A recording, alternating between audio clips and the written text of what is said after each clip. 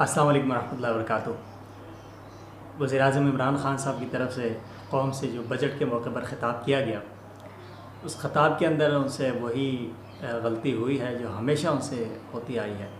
کہا جاتا ہے کہ غلطی ایک بار، دو بار، تین بار ہو جاتی ہے، لیکن اس کے بعد غلطی جو ہے اس کا اعادہ نہیں کیا جاتا، اور بار بار جس غلطی کو دہرایا جائے وہ غلطی نہیں ہوتی بلکہ وہ جرم ہوتا ہے یا سینہ زوری ہوتی ہے۔ بہرحال ہماری قسمت میں شاید اس طرح سے ہے، ہمارے اعمال کا نتیجہ، کہ ہماری جو موجودہ حکومت ہے اس کے اندر دین کے حوالے سے بہت زیادہ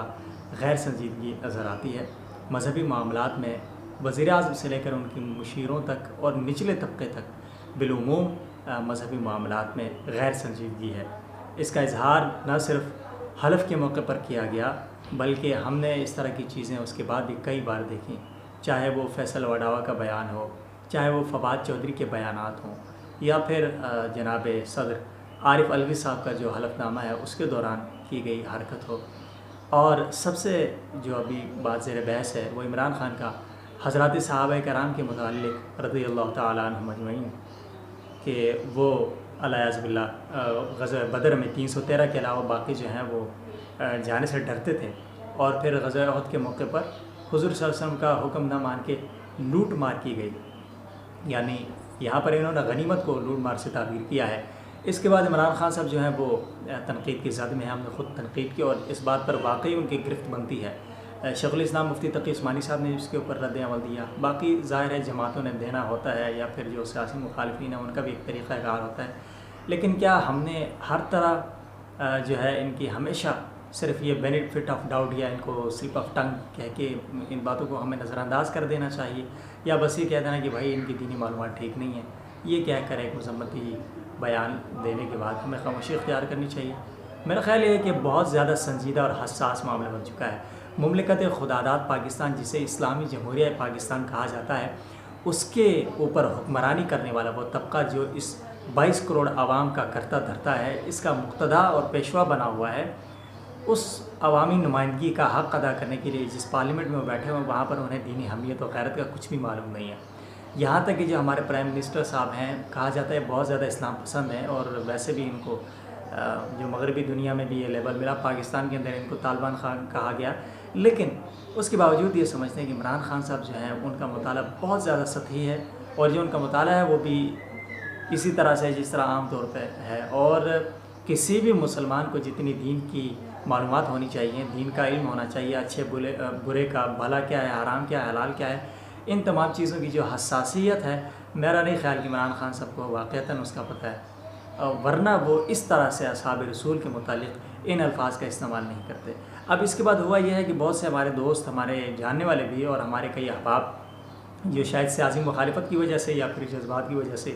وہ کہتے ہیں جی عمران خان جو ہے وہ گستاخ، اس کو قرار دیا جائے۔ یہ سوچنے کی بات یہ ہے کہ عمران خان جو ہے وہ صحیح العقیدہ ہے، یہ سب کو معلوم ہے، اور اس کو عقیدے کا ویسے پتہ نہیں ہے اتنا زیادہ جو میری معلومات ہیں، ورنہ اس نے جہاں کی جو ہے نا وہ درباروں میں اسے جو ہے نا وہ پیشانی نہیں ٹیکنی تھی۔ تمام لوگ اولیاء اللہ کو مانتے ہیں، لیکن عبادت اور سجدہ جو ہے صرف اللہ کے لیے ہوتا ہے۔ ان سے یہ غلطی بھی ہوئی پینکی پیرنی صاحبہ کی وجہ سے۔ اس کے بعد پھر جتنا وہ ان کا اسلامائزیشن ہے ان کے نیریٹو کے اندر، اس کا اظہار ہم نے مختلف مواقع پر دیکھا، اور جتنی بے احتیاطی یہ کر رہے ہیں اس سے نہیں لگتا کہ جتنا ان کا دعویٰ ہے ایاک نعبد و ایاک نستعین کا بیان ہی اس کے اوپر عمل ہو رہا ہے، وہ تو کہیں پہ بھی ہمیں نظر نہیں آ رہا۔ لیکن یہاں پر ہم سمجھتے ہیں کہ دانستہ گستاخی نہیں کی، عمران خان نے جان بوجھ کی جس طرح ایک اعتقادی طور پر گستاخی کی جاتی ہے اس نیت سے نہیں کی، لیکن یہاں پر سبقت لسانی کہیں آپ ان کو چرب زبانی کہیں، یا پھر ان کی لاپرواہی کریں، یا دین سے دوری کہیں، بہرحال میں اس کو ان کی جہالت سے تعبیر کرتا ہوں، اور ان کی دین سے دوری، اور جو ان کو ہسٹری پڑھائی گئی ہے۔ اب آپ سوچئے کہ یہ جو تقریر ہوئی 35 منٹ کی تقریر ہے بجٹ کے بعد، تو جہاں پر وہ فوج کے متعلق پالیسی بیان کر رہے ہوتے ہیں، اور جس وقت وہ یہ جو بجٹ ہے اس کے حوالے سے گفتگو کر رہے ہوتے ہیں، وہاں پر تقریباً 12 جگہ ان کی ایڈیٹنگ کی گئی ہے۔ تو کیا کسی نے انہیں نہیں بتایا کہ جو اصحاب رسول کے متعلق ان کی گفتگو ہے، حساس معاملہ ہے، اسلام کی پہلے 2 جنگیں ہیں، ان کے متعلق ان کی گفتگو کے دوران جو وہاں پر الفاظ کا مناسب استعمال نہیں ہوا، کسی نے ان کو منع نہیں کیا۔ اور بات یہ ہے کہ جو غزوہ بدر اور غزوہ احزاب ہے اس کا پس منظر جو بتایا جا رہا ہے، 313 جو صحابہ تھے وہ تو میدان میں تھے ہی، اور اکثر صحابہ کو خبر نہیں تھی جو مکہ مکرمہ میں رہے، اور اس کی وجہ یہ تھی کہ یہاں پر بنیادی طور پر جنگ کے لیے آئے ہی نہیں تھے. مدینہ سے یہ جو لشکر تھا 313 کا، یہ بیسیکلی شام سے ایک تجارتی قافلہ آ رہا تھا جو حضرت ابو سفیان رضی اللہ عنہ کی قیادت میں تھے، جو اس وقت اسلام نہیں لائے تھے. اس تجارتی قافلے کو روکنے کے لیے یہ گیا تھا، جہاں پر اس کے بعد یہ جنگ جو ہے یہ ہوئی ہے. اس بنیاد پر ان کو کہنے کے بزدل تھے جنہوں نے آگ کے اندر چھلانگ لگائی، جنہوں نے تپتی ریت کے اوپر جو ہے نا وہ لٹایا گیا، جنہوں نے سمندروں میں اپنے گھوڑے اتار دیے، ان کے بارے میں الفاظ. حالانکہ عمران خان کو ایک کامن سینس استعمال کرنی چاہیے. اور پھر غزوہ احزاب کے اندر وہاں پر یہ تھا کہ مسلمانوں کو ابتدا میں فتح حاصل ہوئی تھی، اور جس وقت کفار وہاں سے تتر بتر ہوئے تو اس لیے جو تیر انداز تھے ان کو لگا کہ شاید اب جو ہے وہ جنگ ختم ہو گئی ہے اور مال غنیمت جو ہے اس کو سمیٹنے کا وقت آ گیا، اس لیے انہوں نے درہ چھوڑا.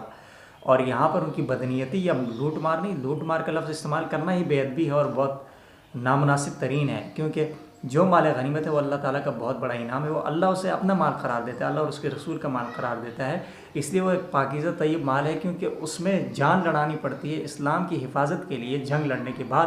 جو آپ کو مال ملتا ہے اسے مال غنیمت کہتے ہیں، نہ کہ اسے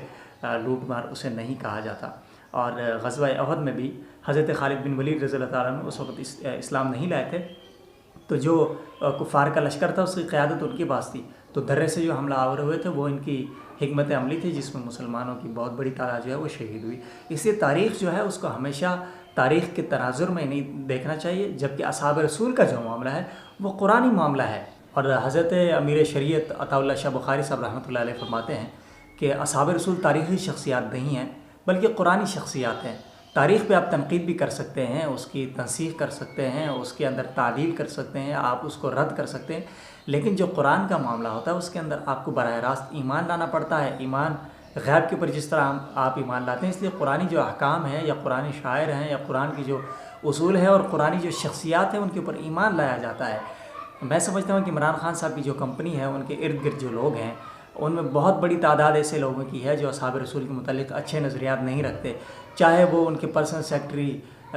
ندیم افضل چند ہوں، فردوس عاشق اوان ہوں، زلفی بخاری ہوں، علی زیدی ہوں، شمیم نقوی ہوں. یہ تمام تر